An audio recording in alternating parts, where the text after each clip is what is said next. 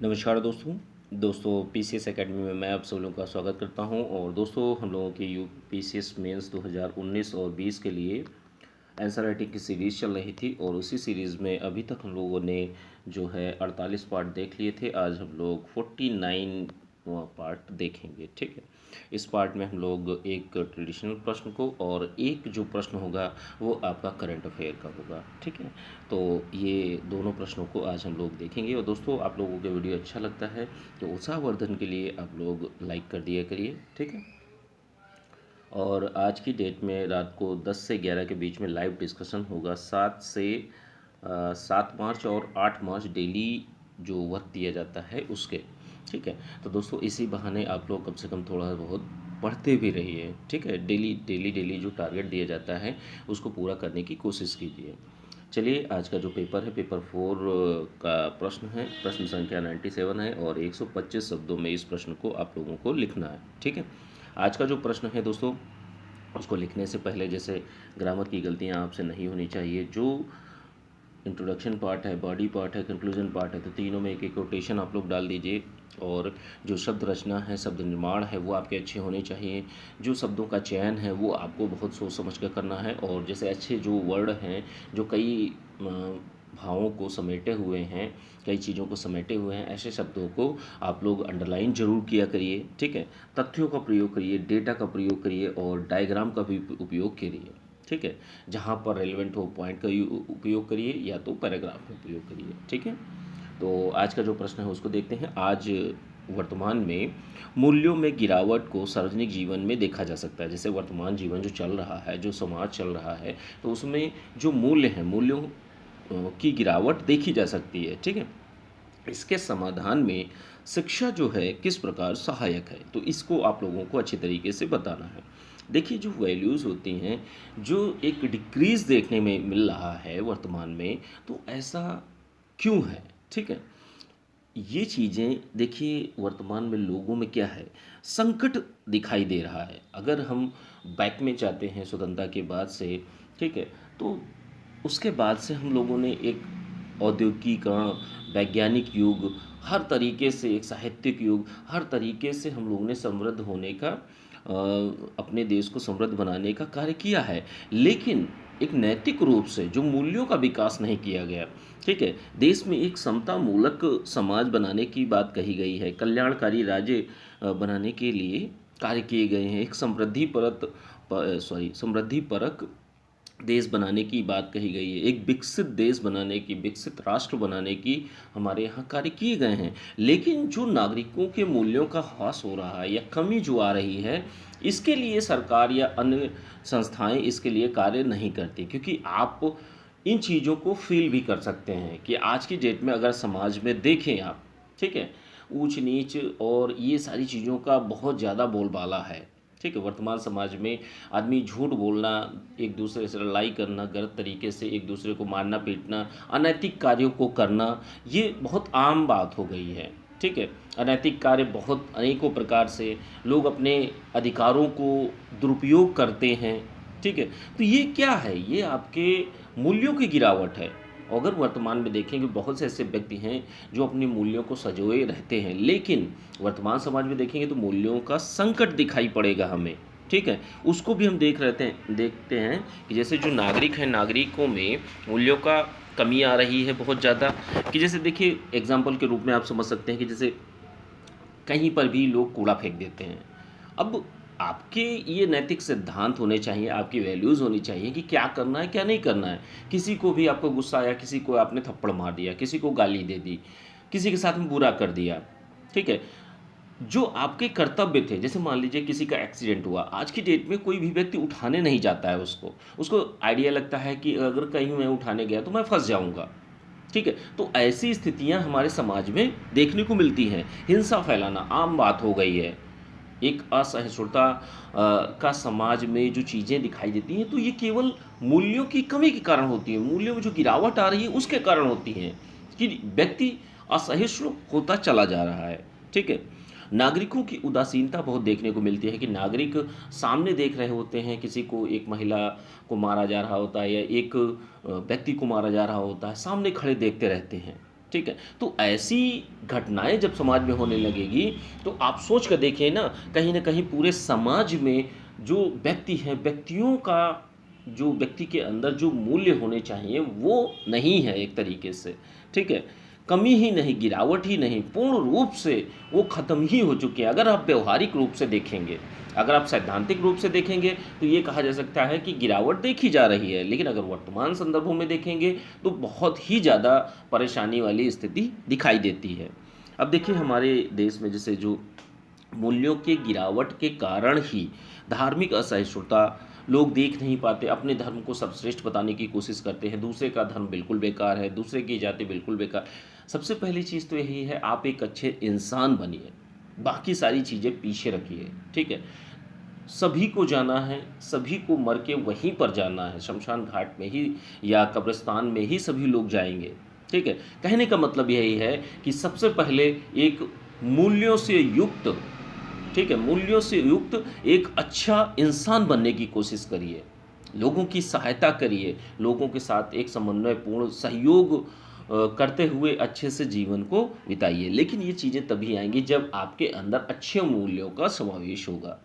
ठीक है? आप अपने जानने वाले लोगों के साथ में गलत व्यवहार मत करिए। तो ये सारी चीज़ें हैं। अब जैसे वर्तमान संदर्भों में एग्ज़ाम्पल में देख सकते हैं कि जैसे गौ हत्या हो जाती है, तो उसके एवज़ में मतलब उसके कारण बहुत से अफ़वाहें फैलती हैं, जिनके कारण जो लोग एक दूसरे की हत्या करते हैं, सामूहिक दंगे जो होते हैं, तो ये सारी की सारी चीज़ें क्या हैं? सारी की सारी चीज़ें कहीं न कहीं जो मूल्यों में गिरावट हुई है, उनके कारण प्रत्यक्ष अप्रत्यक्ष रूप से ये चीज़ें देखने में आती हैं। ठीक है? अब देखिए शिक्षा का योगदान क्या-क्या हो सकता है? तो देखिए अगर समाज में एक मूल्यप्रद शिक्षा दी जाएगी, मूल्यों का विकास किया जाएगा, लोगों में नागरिकों की भाव जो नागरिकों के कर्तव्य हैं उनको अगर बताया जाएगा, तो मनुष्य के चरित्र का निर्माण होगा। चरित्र का अगर व्यक्ति के आप खुद सोच कर देखिए ना कि किसी ए नाम के व्यक्ति का अगर मूल्यों का विकास हो रहा है, तो उसके एक अच्छे चरित्र का, उसके एक अच्छे गुड कैरेक्टर का निर्माण हो रहा है, ठीक है? और अगर उस व्यक्ति के ए नाम के व्यक्ति का अगर गुड कैरेक्टर बन रहा है, तो कहीं न कहीं वो एक बेहतर इंसान, बेहतर मनुष्य बन रहा है, जिससे कि एक बेहतर समाज की भी निर्माण हो रहा है। एक मूल्यपरक जो समाज है, उसका निर्माण हो रहा है।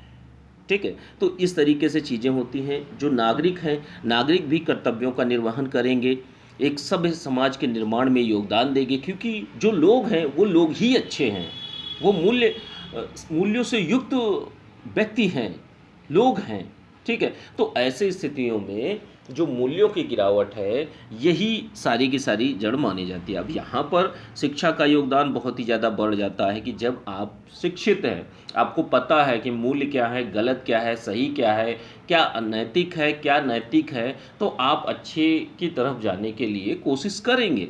लेकिन जब आपको पता ही नहीं है, अब मोस्टली लोगों को जैसे जो लोग तैयारी कर रहे हैं, आप सोच कर देखिए, उनको केवल जीएस पेपर 4 पढ़ाया जाता है। अब किसी से पूछ लीजिए सत्यनिष्ठा क्या है? ऐसे ही आमचाल बोल भाषा में आप किसी अपने फ्रेंड से पूछिएगा, सत्यनिष्ठा को भी नहीं जानता होगा, मूल्य क्या है, वो मूल्यों को भी नहीं जानता। ठीक है? जो लोग जानते भी हैं, वो लोग इन चीज़ों को मानते नहीं, उन चीज़ों को अपनाते नहीं हैं।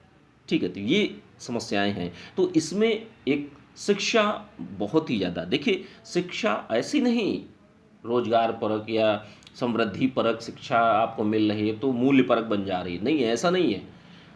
अगर आप शिक्षा देते हैं नैतिक शिक्षा जो नैतिक मूल्य हैं, उनका व्यक्ति में विकास होना चाहिए, ठीक है? अच्छे गलत का भाव आपको पता होना चाहिए, आपके खुद के कर्तव्य पता होने चाहिए। अगर ये चीज़ें होंगी तभी आप एक अच्छे इंसान बन सकते हैं, गलत कार्यों को करने से डरेंगे, ठीक है? नहीं तो वर्तमान में तो बहुत सारे गलत कार्य हो ही रहे हैं और सभी लोग वैसे ही बनते भी जा रहे हैं। जैसे कुछ चीज़ें और हैं कि जैसे राष्ट्रीय शिक्षा नीति 1986 में क्या कहा गया था, तो इनमें भी नैतिक शिक्षा को बढ़ावा देने की बात कही गई थी।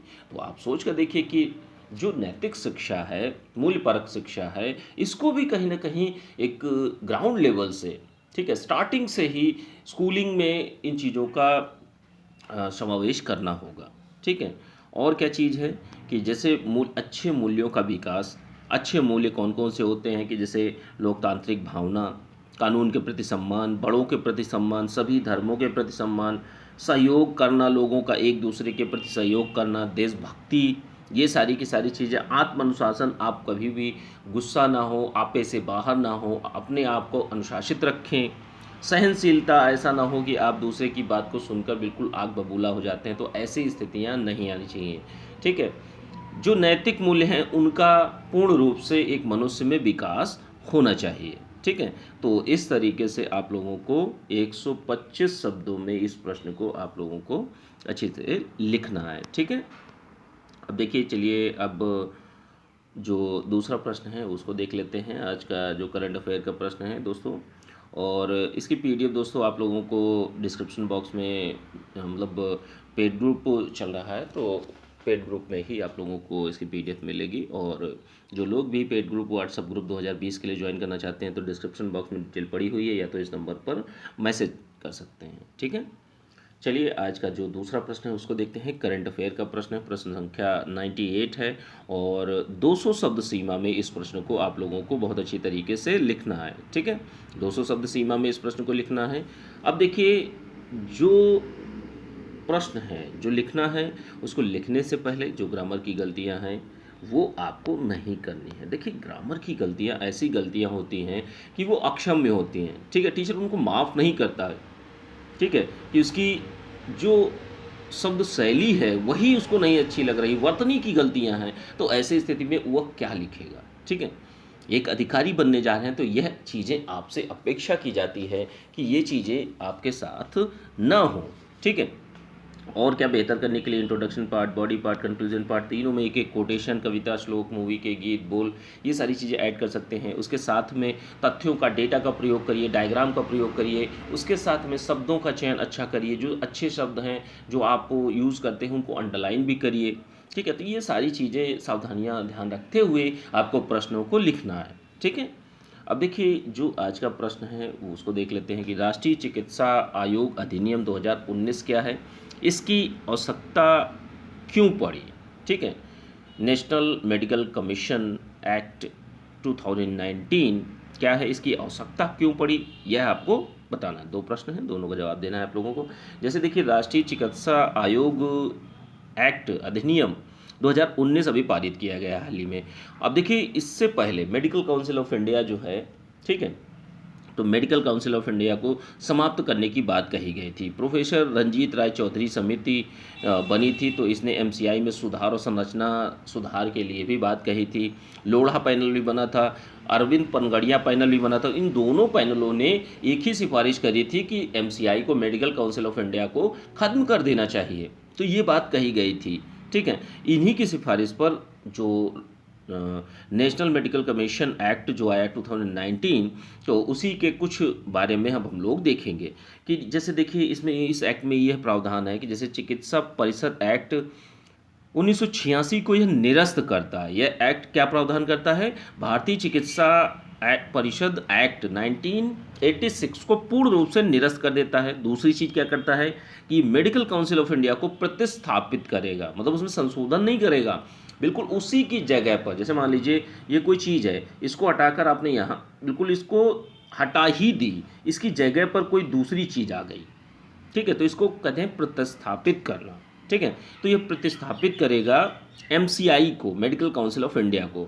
अब ये क्यों, और क्या क्या प्रावधान है, क्यों इसको ऐसा करने की ज़रूरत पड़ी, तो देखिए, उच्च स्तरीय पेशेवरों की उपलब्धता, जैसे जो हमारा नेशनल मेडिकल कमीशन एक्ट जो है, तो इसके माध्यम से हमारे यहाँ देखिए उच्च चिकित्सकों, पेशेवरों की उपलब्धता बहुत कम है, तो उस उपलब्धता को पूरा करने के लिए यह एक्ट लाया गया है। जैसे बहुत से ऐसे चिकित्सक हैं जो पेशेवर हैं, वो नवीन अनुसंधानों से नहीं जुड़ पाते, तो ऐसे में जो भी नवीन अनुसंधान हुए हैं चिकित्सा के क्षेत्र में, तो उनका उपयोग करना, ठीक है, उनको अपनाना, अनुसंधानों को, रिसर्चेस को। ठीक है। और क्या है कि चिकित्सा संस्थानों का आवधिक मूल्यांकन भी इसमें किया जाएगा। जैसे जो भी चिकित्सा संस्थान है, तो उनका अवधि पर इनका जो एक निरीक्षण जो होता है आवधिक मूल्यांकन भी किया जाएगा। और क्या चीज़ किया जाएगा कि एक प्रभावी शिकायत प्रणाली की स्थापना भी इस एक्ट के माध्यम से की जाएगी। अब देखिए कुछ चीज़ें और हैं कि जैसे जो नेशनल मेडिकल कमीशन एक्ट 2019 आया है, तो इसकी आवश्यकता क्यों पड़ी? तो देखिए आवश्यकता की जहाँ तक बात करते हैं तो इसमें हमारे यहाँ जो निम्न चिकित्सक जनसंख्या अनुपात है, अब इसका क्या मतलब है कि जैसे मान लीजिए जो एक डॉक्टर होते हैं, तो हमारे यहाँ एक डॉक्टर को देखने के लिए जो मरीजों की संख्या है वो बहुत ज़्यादा है। जैसे WHO के मानक जो कहते हैं कि एक डॉक्टर जो देखेगा वो 1000 को देखेगा, 1000 लोगों में एक डॉक्टर होगा, ठीक है। लेकिन जबकि हमारे यहाँ जो एक्चुअल सिचुएशन है, पोजीशन है, वो है 1456 लोगों के लिए एक डॉक्टर। तो ऐसी स्थितियाँ बनती हैं। तो इसलिए हमारे यहाँ जो अच्छे डॉक्टर्स हैं उनकी बहुत ज़्यादा ज़रूरत है, ठीक है। स्पेशली ग्रामीण क्षेत्रों में कोई भी जाना नहीं चाहता, क्योंकि वहाँ पे उतनी सुविधाएं नहीं होती। कोई भी डॉक्टर बड़े बड़े शहरों और या तो विदेश जाना चाहता है या तो बड़े बड़े शहरों में ही रहना चाहता है, शहरी क्षेत्रों में ही निवास करना चाहता है। तो ऐसी स्थिति में जो चिकित्सक हैं उनको वहाँ पर जो शहरी और ग्रामीण क्षेत्रों में इनकी उपलब्धता को बढ़ाना, इसके लिए नेशनल मेडिकल कमीशन जो आया है एक्ट 2019, इसका पारित किया गया है। अगली चीज़ क्या है कि जैसे चिकित्सकों का निम्न वितरण, कि जैसे हैं भी जो चिकित्सक तो उनका वितरण बड़ा आसमान है, मतलब उनका बहुत कम मात्रा में बहुत से लोग जाना नहीं चाहते, और ऊपर से जो जाते भी हैं तो वो कुछ दिन कार्य करने के बाद छोड़कर चले आते हैं ग्रामीण क्षेत्रों से। तो ऐसी स्थितियाँ बनती हैं। इसके लिए भी भाई जब ज़्यादा होंगे उनको इंसेंटिव और सैलरी अगर अच्छी मिलेगी तो वो क्यों नहीं जाएंगे ग्रामीण क्षेत्रों में। तो चिकित्सकों का निम्न वितरण भी भाई बहुत कम ही मात्रा में उनको वहाँ भेजा जाता है, जब हैं ही नहीं तो भेजेंगे कहाँ से। तो ऐसी स्थितियाँ हमारे समाज में देखने को मिलती हैं। और क्या ज़रूरत पड़ी कि जैसे हमारे यहाँ ग्रामीण क्षेत्रों में बहुत ही ज़्यादा दयनीय स्थिति आप लोगों ने देखी होगी। जो CSCU होती हैं, ठीक है, सामुदायिक स्वास्थ्य केंद्र जो होते हैं ग्रामीण क्षेत्रों में, तो वहाँ की जो क्वालिटी है, गुणवत्ता है, वो बहुत ज़्यादा निम्न स्तर की है। जो गुणवत्तापूर्ण देखभाल होनी चाहिए वो नहीं हो पाती है। तो इसके लिए जब डॉक्टर होंगे, स्वास्थ्य सुविधाएं अच्छे से होंगी, तो इसी के लिए जो नेशनल मेडिकल कमीशन एक्ट 2019 लाया गया है। और जैसे मान लीजिए जो लोग हैं वो नीम हकीम के चक्कर में पड़े रहते हैं, झाड़ फूँक के चक्कर में पड़े रहते हैं, तो और जो वहाँ जो डॉक्टर हैं भी, जो कर्मी भी हैं, ठीक है, कर्मचारी भी हैं, तो वो भी उस स्तर के योग्य नहीं हैं, ठीक है, जो अच्छे से ट्रीट कर सकें, सुविधाएं दे सकें। अब झोला छाप डॉक्टर जो हैं, मतलब ग्रामीण क्षेत्रों में बिना किसी डिग्री के अब दवा देते हैं। अब सोच कर देखिए कि उनकी मनःस्थिति कैसी होगी और कैसे वो किसी पेशेंट को क्या क्या प्रेस्क्राइब करेंगे। तो ये बहुत सारी समस्याएं हैं हमारे यहाँ। जो स्पेशलिस्ट है उसी को वो चीज़ें करनी चाहिए, ठीक है, नॉलेज और प्लस डिग्री के साथ में।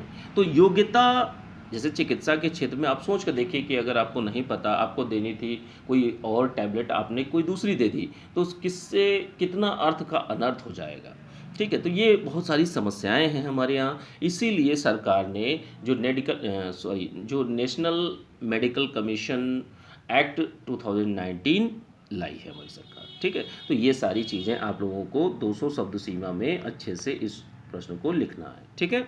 अच्छे से दोस्तों आप लोग डेली कम से कम एटलीस्ट 2 उत्तर तो लिख ही लिया करिए, और ज़रूर से ज़रूर लिखा करिए, क्योंकि देखिए मेंस में अगर आपको सिलेक्शन लेना है तो आपको आंसर राइटिंग, उत्तर लेखन क्षमता का विकास करना ही पड़ेगा। और ये चीज़ें दोस्तों एक दिन में नहीं आती हैं, इसके लिए आपको समझना पड़ेगा। बाद में ही समझेंगे, ठीक है, कोई दिक्कत नहीं है। मैं तो हमेशा आपको प्रोत्साहित ही करता रहूँगा कि हाँ, प्रेरित ही करूँगा कि आप लिखने की प्रयास करें, ठीक है, लिखने की कोशिश करें। चलिए ठीक है, थैंक यू देखने के लिए।